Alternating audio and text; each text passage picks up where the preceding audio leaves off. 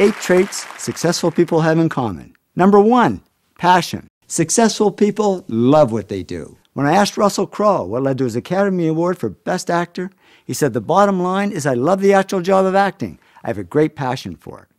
Successful people in all fields love what they do, whether it's astrophysicist Jamie Matthews, author J.K. Rowling, or athlete Michael Phelps.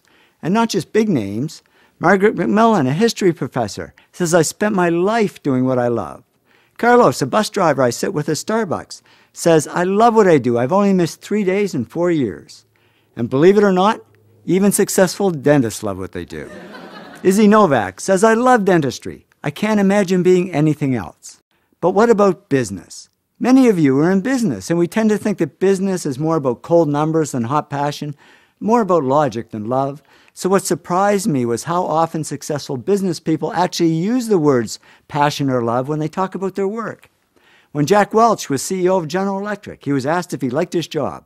He said, no, I don't like this job. I love this job. We can have passion for a profession. Kathleen Lane, she's strategist at WorkCard, says, I found a profession I love.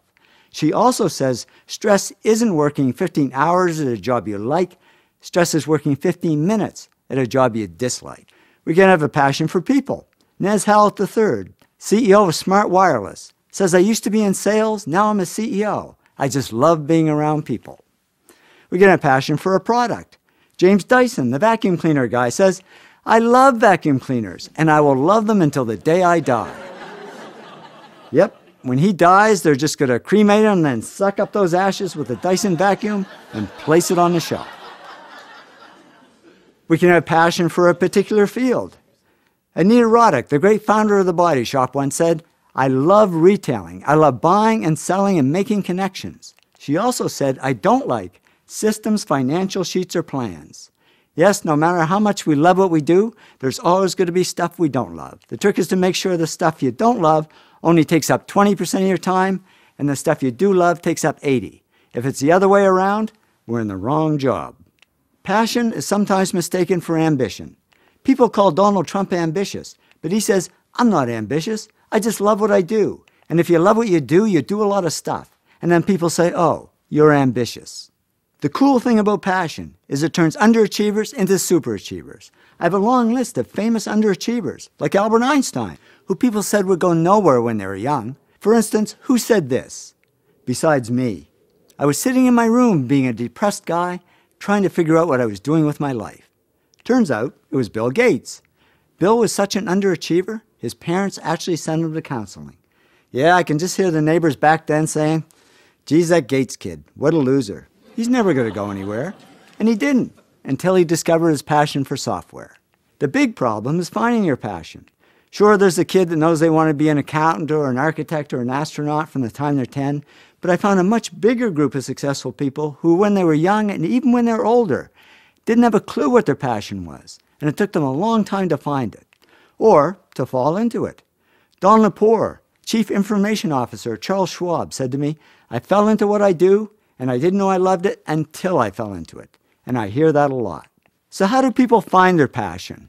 Well, they just get out there and try a lot of stuff and explore many paths. Robert Munch explored many paths. He said to me, I studied to be a priest. That turned out to be a disaster. I tried working on a farm. They didn't like me. I worked on a boat. It sank. I tried a lot of things that didn't work, but I kept trying, and then I tried something that did work. And I'd say it worked.